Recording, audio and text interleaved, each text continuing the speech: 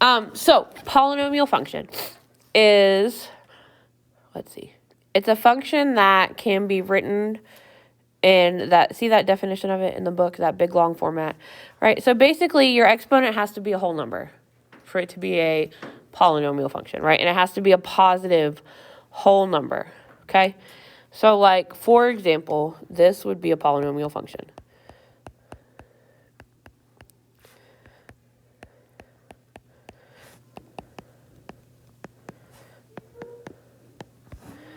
Okay, so it's a polynomial, also a function.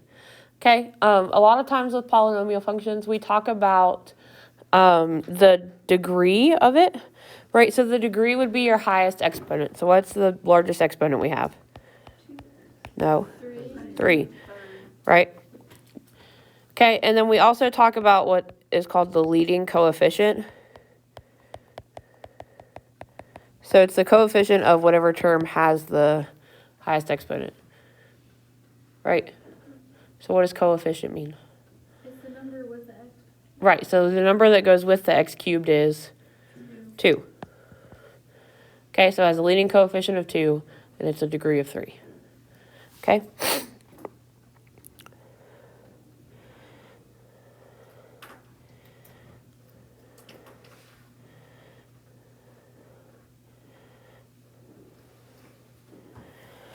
Okay, could this be a polynomial function?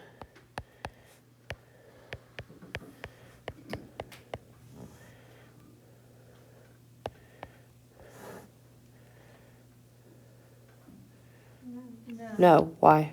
This is not possible. Right, so our first term has a negative exponent. So it's really all about your first term.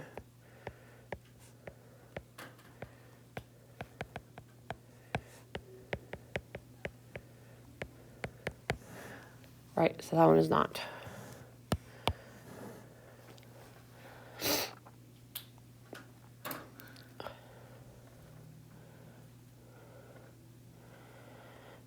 Okay, so does that kind of make sense? Okay, so we can think about polynomial functions as just like the sum or difference of one or more monomial functions, right? So like x cubed plus x squared would be a polynomial function, right? But when we add those together, it's not just like a transformation like stuff has been. It's going to completely change the shape of our function.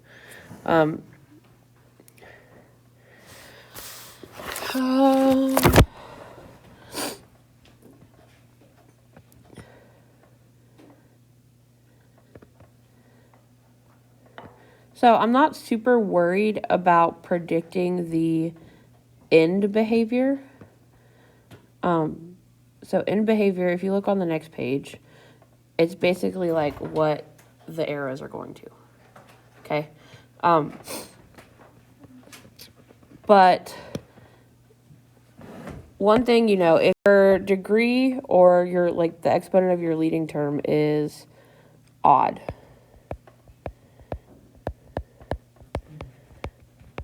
it means you're gonna have, say your function is gonna have one end going down and another one going up, right? It could be flipped, right? But your ends are going in two opposite directions. Okay, if it's even, they'll be going the same direction, right? So it could be, right, like that. Or even like this, right? Like a parabola, that's x squared, right? They both go the same way. Does that make sense? Okay.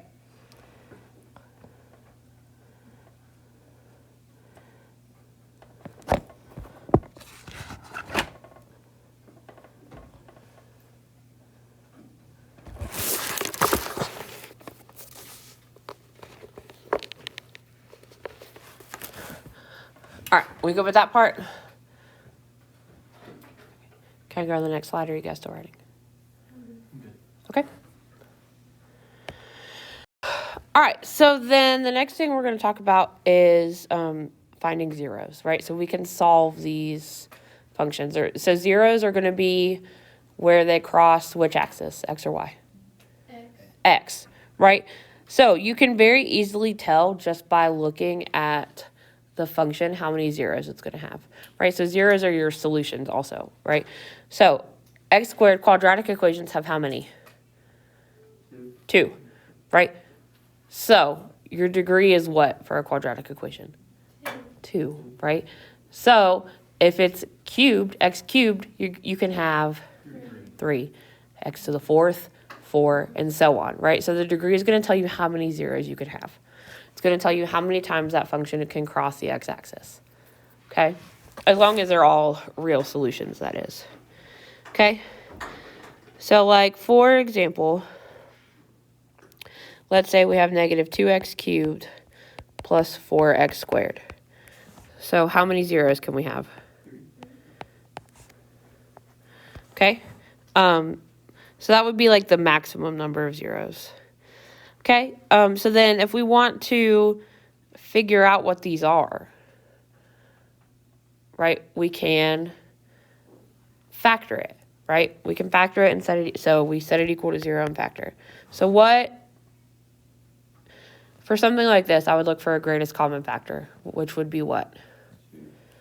2, I'm going to say negative 2, x what? Squared. So then that leaves me with x minus 2.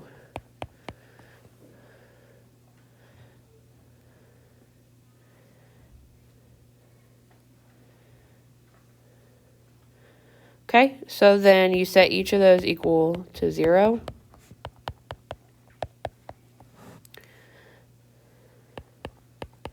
So x is 0 and x is 2.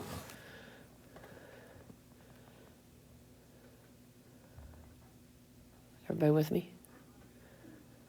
All right, so let's go into Desmos and see what that looks like. Huh? You can have a max of 3 zeros. How would you get 3? You don't have to have 3. If this, depending on how it's factored, right?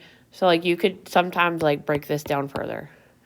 But, like, so if this, for some whatever reason, wasn't equal to 0, right? You would be able to, like, divide by 2, square root, plus or minus. That would give you the other 2. But since you have that x squared term equal to 0, it's actually, let me show you on the graph. It's actually pretty interesting what it does. All right, so if you look, we got a 0 at 2, right? And then we had 1 at 0. So notice how it goes through 2, right? But it's only touching at 0. It's because, like, technically, it could be 0, like, twice. So if it, like, repeats, like, if you factor something big and say you get, like, x minus 4 and say you get x equals 4 twice, like, that typically means it's only going to touch at that point and not actually, like, pass through that point. It's actually pretty interesting. Okay? Right? So, is this even or odd? Odd, right? Because it's x cubed, right? It's going up toward infinity one way, negative infinity the other. Okay? So before you panic, I'm not going to have you guys graphing these by hand, okay? We're going to use Desmos. You're welcome, right? So we'll have to play around with it too, because I think even for your, like, test or quiz coming up, I'm pretty sure I can, like, lock you into Desmos on your iPad, so, like, you can use it for your test, but, like, you can't get to anything else on there. We're going to have to play with it. I'm pretty sure I can. I think you can. You probably can. I'm pretty sure I can. We're going to try it out before the test, obviously. No. Right, so, because again, the goal is to get more graphing calculators, but I'm not there yet, so I've got people looking for me. You have calculators that graph Uh-huh. like this? Yeah. You want to see? Yeah. So this next part we're going to practice in Desmos using how, like, with graphing the function and how to find zeros and extrema. Do you guys know what extrema means? No. So it means, like, maximum or minimum points. Like, so basically where it's changing direction. Okay? So, like, for this one, right, you would have an extrema here and up here. Wait. It's like the peaks. Okay? Are those the only ones, right? Those would be the only ones in this one, yes. So those are, so where they're in the middle, they're called relative max and mins, okay? Where they're in the middle, they're what? Like, so technically our maximum, like we don't have an actual maximum because it's going to infinity on the side, right? But these smaller ones are called relative max and relative minimum. Okay, so those are some words we should know. All right, so let's look at in Desmos. So if you guys want, I want you to graph it on yours, so just so you can get comfortable with it, okay? So make sure you have your iPad, practice graphing it. We're going to graph x to the 4th minus 7x squared plus 6. All right, so again, you plug in the function, and then to figure out, right, so again, this part was a relative minimum, right? You have one there, and those are the coordinates. Right here, you have a relative max. Okay, and then these are the coordinates for all of your zeros. Again, how do you find those? You just tap on the points, right? Tap on where you need it, and it'll give you the coordinates. I like that it keeps them all up there. That's actually very convenient. Okay. All right, so we understand how to use Desmos for this. Yep. Okay, so again, part of this is going to be you have to graph the function, look at it, tell me the coordinates for your relative mins, relative max, and all the zeros. Okay, is this even or odd? Odd. No, even, right? They're both pointing up the same direction. Okay? Yes. Uh-huh. The same thing. It's literally the same thing. Okay, so that's pretty much what I've got. Okay? Yeah, so overall this one's really easy. Yeah. Okay? All right, so then for homework. All right, on page 83. We're going to do 1 through 5. 10 through 13. 16 to 19. And 24 to 27. All right, so on 10 to 13. Okay, it says find the zeros. So that means you are factoring. Okay. Right, so for some of these, they're not like the greatest common factor ones, but they're in stuff that's like super easy to factor. Okay, with that difference of squares. So it says find the zeros, including the multiplicity of any repeated zeros. So that means if you get 6 4 times, be like, you have to tell me that you got it that many times. Like, does that make sense? Yeah, for which? Okay. That's for 10 through 13. So the multiplicity means how many times you got that solution.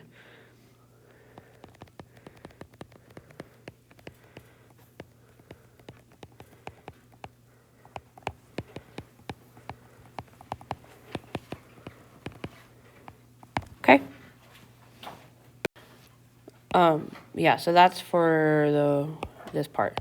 For odd functions, if it's like up on the left, like kind of like 4 is, right? So then your leading coefficient is negative. Like if the up part is on the left, like if it's going up to infinity on the left side of the function, your leading coefficient is negative. If it goes up on the right, it's positive. So like 4 would be negative, but 3 would be positive. That's only for odd. Yeah, so like for odds, like if they're both going up, then it's positive. If they're going down, it's negative.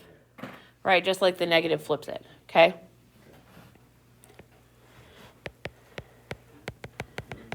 So that's for odds. And then again, like for evens,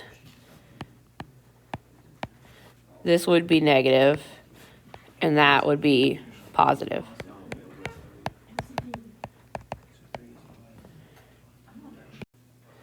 All right, so again, we cut out 16 through 19.